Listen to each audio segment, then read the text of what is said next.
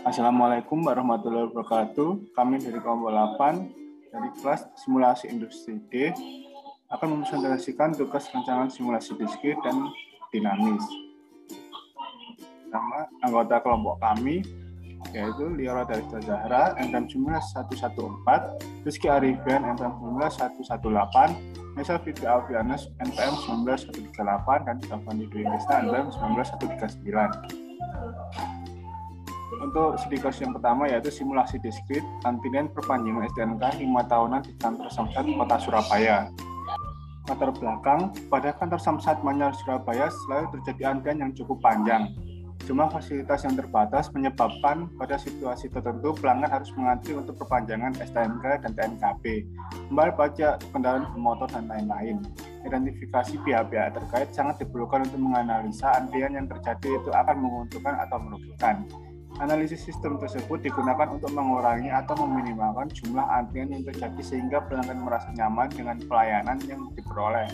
Simulasi adalah suatu teknik meniru sebuah proses-proses yang terjadi dalam suatu sistem dengan bantuan perangkat komputer dan landasan dari beberapa asumsi tertentu sehingga sistem tersebut bisa dipelajari secara ilmiah. Oleh karena itu, diperlukan solusi perbaikan untuk meminimasi waktu antri dan memaksimalkan jumlah pelanggan yang dapat dilayani.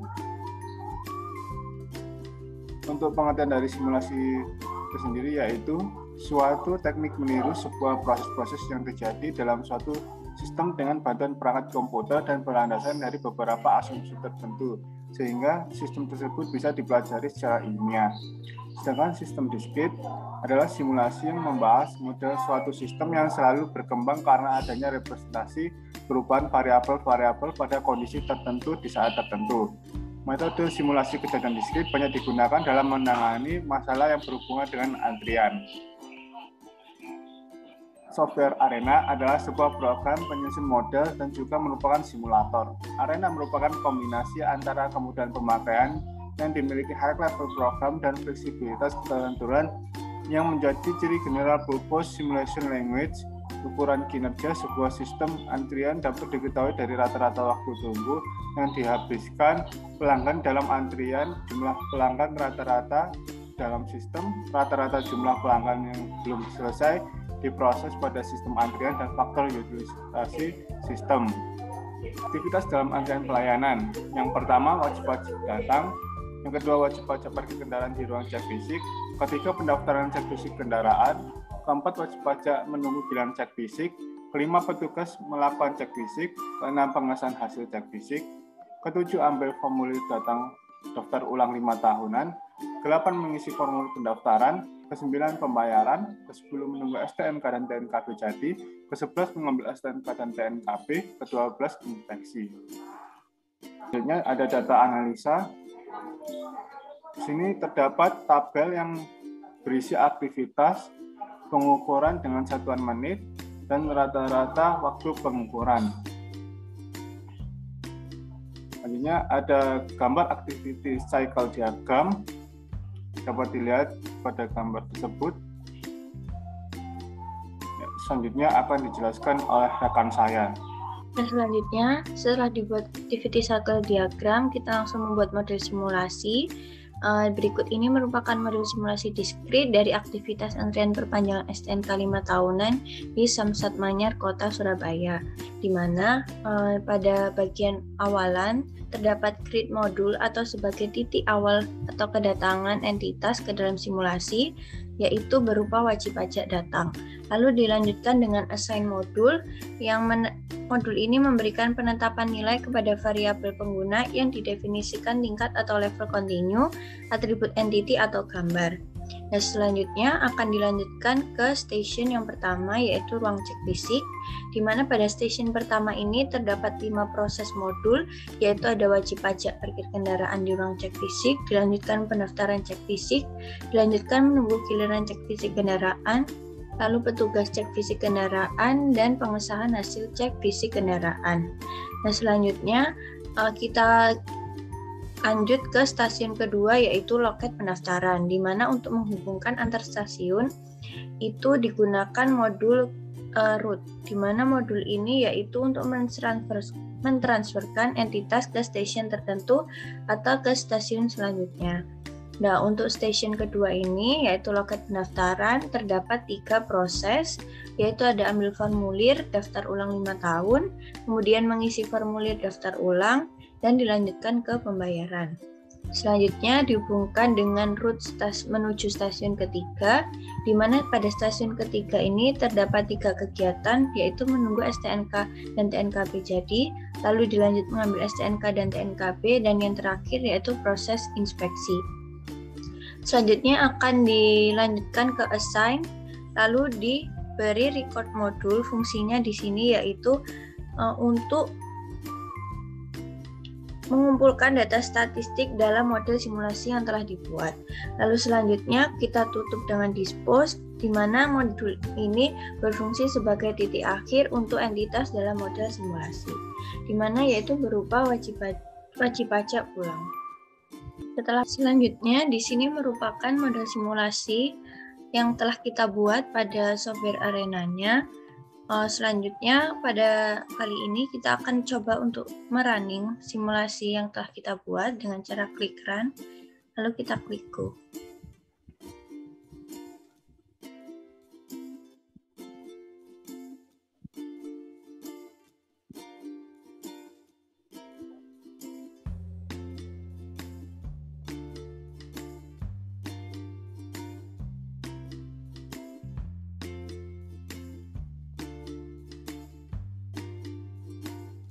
Ini merupakan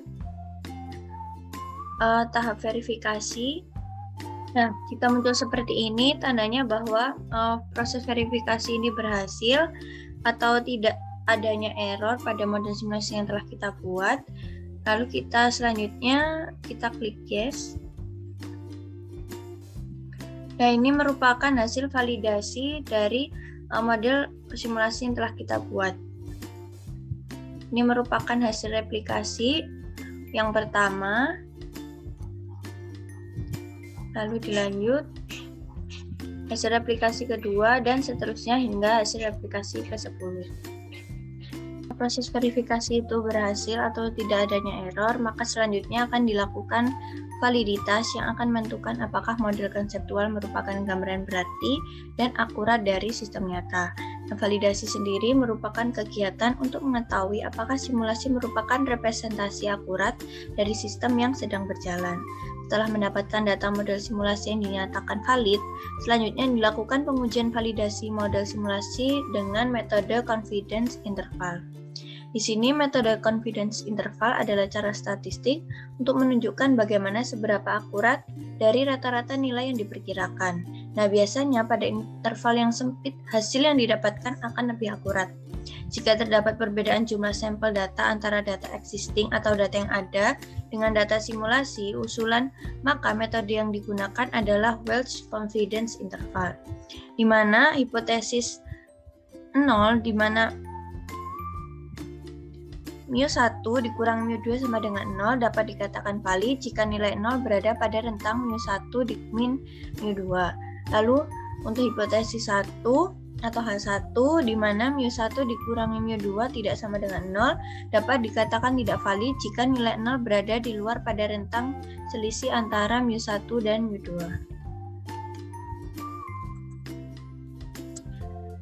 Nah, setelah kita dapatkan tadi pada hasil running program, selanjutnya kita menghitung jumlah replikasi. Replikasi aktivitas antrian perpanjangan STNK tahunan di Samsat Manyar Kota Surabaya. Pada tabel sebelah kiri ini terdapat 10 hasil replikasi running program tadi dengan rata-rata dalam satuan jam yaitu 0,964392, untuk standar deviasinya yaitu 0,070881374 dengan nilai variansi yaitu 0,005 sekian.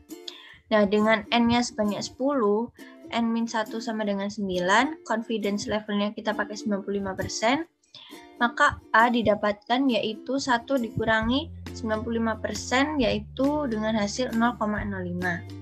Maka ZA per 2 didapatkan dari tabel Z yaitu sebesar 1,96. Selanjutnya kita menghitung half bit yaitu dengan cara 2,26 dikali dengan 0,0708 dibagi dengan akar 10, didapatkan hasil yaitu 0,0506573. Lalu kita cari beta, yaitu di mana beta sama dengan half width. Lalu selanjutnya kita cari n aksen, yaitu dengan cara nilai ZA per 2 tadi yang didapatkan dari tabel dikali dengan standar deviasi dibagi dengan nilai beta atau half width-nya, sehingga didapatkan untuk jumlah replikasinya yaitu sebanyak 2,74 atau 3. Lalu karena tadi didapatkan hasil replikasinya yaitu sebanyak 3, maka kita ambil total waktu pengukuran untuk ketiga aktivitas pertama, di mana pada aktivitas ke-1 yaitu 60 menit, aktivitas kedua 69 menit, dan aktivitas ketiga 69 menit. Nah, sedangkan pada hasil output simulasinya didapatkan untuk replikasi pertama yaitu 59,054733 menit, untuk replikasi kedua yaitu 56,31709886 menit, dan untuk replikasi ketiga yaitu sebesar 52,285098. Nah, berikut pada bagian kanan ini terdapat perbandingan output real system dengan arena. Selanjutnya kita menghitung jumlah replikasi yang selanjutnya yaitu menguji hipotesis. Nah, di sini dengan nilai alfa sama dengan 0,05, maka didapatkan dari tabel distribusi T bahwa Tn-1 dikali alfa per 2 yaitu sebesar 4,3027. Maka kita selanjutnya hitung nilai half width-nya dengan rumus Tn-1 dikali dengan alfa per 2 tadi dikali dengan standar deviasi dibagi dengan akar N atau akar jumlah replikasi. Didapatkan nilai half width sebesar 12 atau 12,9 atau dibulatkan menjadi 13. Nah, sehingga confidence intervalnya yaitu didapatkan bahwa minus 2,8 kurang dari sama dengan 0 dan 23,02 lebih besar sama dengan 0 atau 0 berada pada rentang X1 min X2 dan minus HW dengan X1 min X2 ditambah dengan nilai HW. Dari analisa ini dapat disimpulkan bahwa H0 diterima karena nilai 0 berada dalam rentang mu1 min mu2 atau selisih antara rata-rata sistem dengan rata-rata arena, sehingga dapat dikatakan valid. Nah, dengan demikian dapat ditarik kesimpulan bahwa total waktu yang ada pada keadaan sebenarnya tidak ada perbedaan yang signifikan dengan hasil output pada simulasi arena yang telah dibuat. Nah, kesimpulannya dari hasil output arena yang telah didapatkan diketahui bahwa hasil di antara seluruh proses pada kegiatan perpanjangan STNK 5 tahunan di kantor Samsat Manyar Kota Surabaya yaitu mendapat nilai terdapat angka nolnya, yang mana artinya bahwa aktivitas perpanjangan tersebut pada seluruh prosesnya yaitu tidak ada antrian.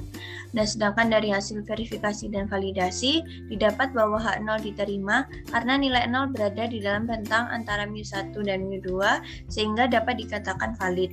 Dengan demikian dapat ditarik kesimpulan bahwa data tersebut dapat dijadikan solusi dalam menyelesaikan permasalahan dalam penelitian ini.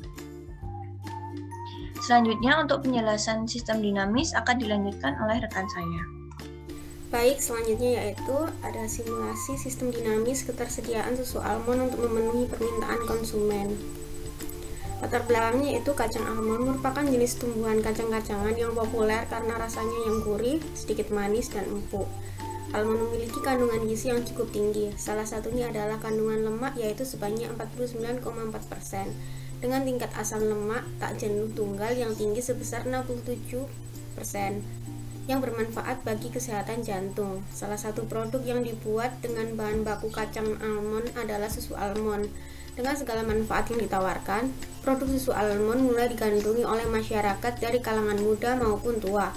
Masalah yang dihadapi adalah permintaan produk mengalami naik dan turun pada setiap periode. Hal ini disebabkan karena permintaan konsumen terhadap produk yang selalu berubah di pasar luas. Masalah yang disebabkan naik turunnya permintaan produk membuat perusahaan sering mengalami suatu masalah yang berkaitan dengan berapa banyak produk yang harus diproduksi untuk memenuhi permintaan konsumen pada setiap periodenya.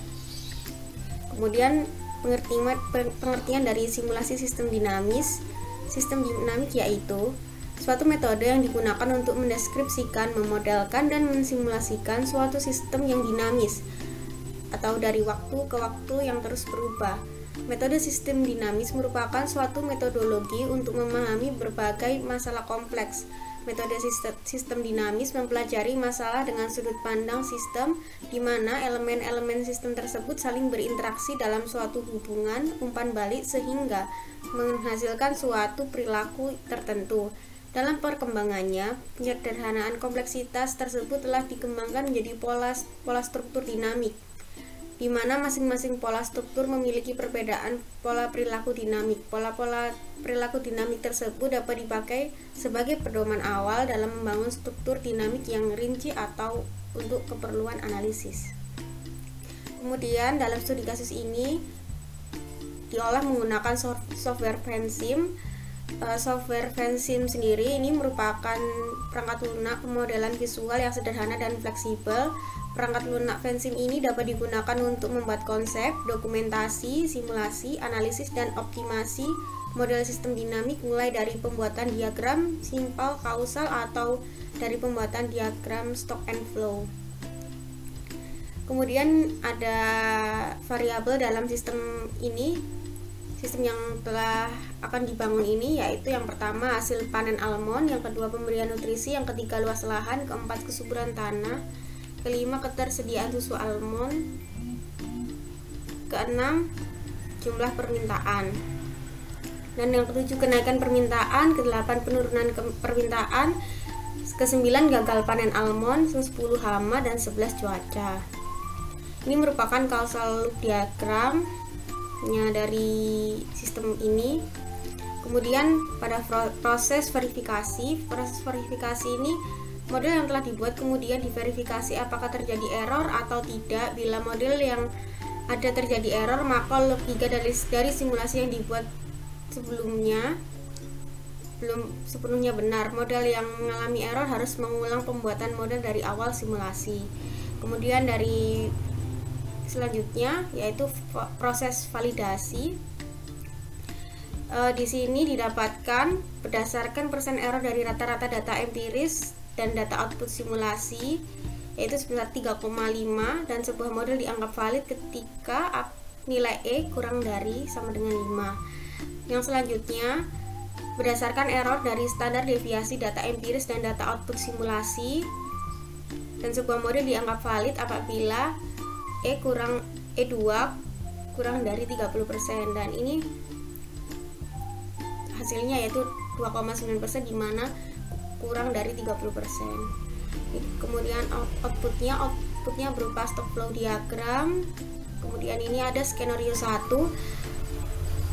grepet ketersediaan susu almond dan table pad ketersediaan susu almond. Kemudian ini skenario 2-nya. Kemudian ini skenario 3-nya dari grepet dan table pad ketersediaan susu almond. Dan kemudian ini skenario terakhir yaitu skenario 4. Selanjutnya itu berada pada kesimpulan. Nah, kesimpulan dari 4 skenario tersebut dapat dipilih. Skenario yang terbaik yaitu skenario 1 karena memiliki total ketersediaan bahan baku susu almond yang dapat memenuhi dan selisihnya tidak banyak dengan jumlah permintaan. Hasil output software Vensim di atas didapatkan hasil perhitungan error dari rata-rata empiris dan data output simulasi sebesar 0,03 atau 3,5%, dan hasil perhitungan error dari standar deviasi empiris dan data output simulasi sebesar 0,029 atau 2,9%. Nah, berdasarkan hasil simulasi masing-masing skenario dapat disimpulkan bahwa skenario 1 merupakan skenario terbaik karena total ketersediaan bahan baku susu almond dalam satuan ton dari tahun 2022 hingga tahun 2027 dapat memenuhi dan tidak memiliki selisih yang signifikan dengan jumlah permintaan yang selalu mengalami kenaikan dari tahun 2022 hingga tahun 2027. Kemudian terdapat saran untuk penelitian selanjutnya. Diharapkan peneliti untuk selalu mengkaji ulang data yang digunakan agar output yang dihasilkan hasilnya dapat lebih akurat dan sesuai dengan keadaan sebenarnya. Sekian dan terima kasih.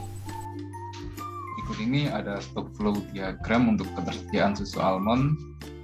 Untuk variabelnya sendiri terdiri dari persentase kenaikan, persentase penurunan, kenaikan permintaan, dan penurunan permintaan yang mempengaruhi jumlah permintaan. Kemudian jumlah permintaan mempengaruhi ketersediaan susu almond dengan variabel hasil panen almond, luas lahan, pemberian nutrisi, dan kesuburan tanah. Untuk variabel gagal panen almond dipengaruhi oleh hama dan cuaca. Pada skenario 1 ini, untuk equation tiap variabelnya, untuk persentase kenaikan 0,4, persentase penurunan 0,8, kemudian luas lahan 1.100, pemberian nutrisi 600, kesuburan tanah 750, untuk cuaca 125, untuk hama 175.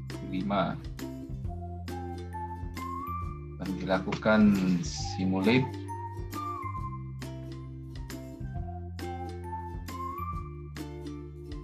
pada grafik berikut.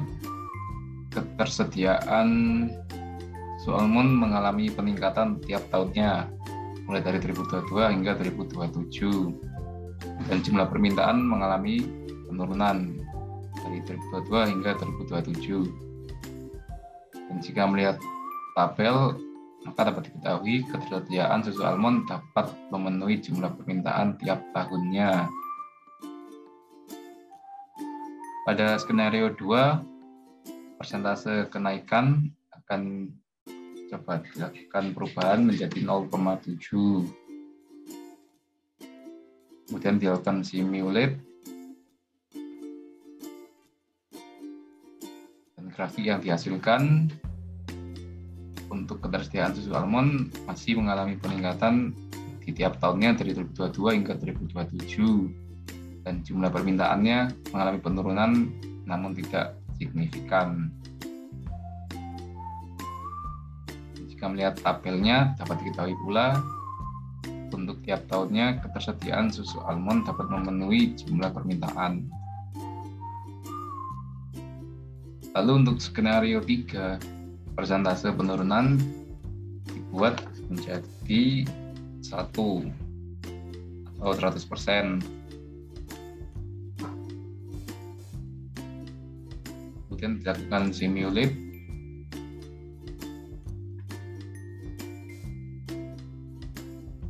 Dan grafik yang dihasilkan, ketersediaan susu almond mengalami peningkatan tiap tahunnya dari 2022 hingga 2027, dan untuk jumlah permintaan mengalami penurunan secara drastis dari 2022 hingga 2027. Dan apabila melihat tabelnya, dapat diketahui apabila ketersediaan susu almond dapat memenuhi jumlah permintaan tiap tahunnya.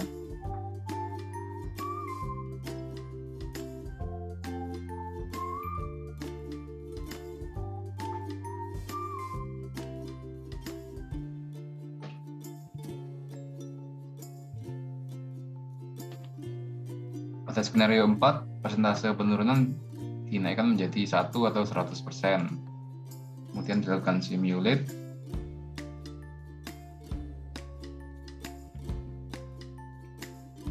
Grafik yang dihasilkan menunjukkan ketersediaan susu almond mengalami peningkatan di tiap tahunnya, dan jumlah permintaan mengalami penurunan yang drastis di tiap tahunnya.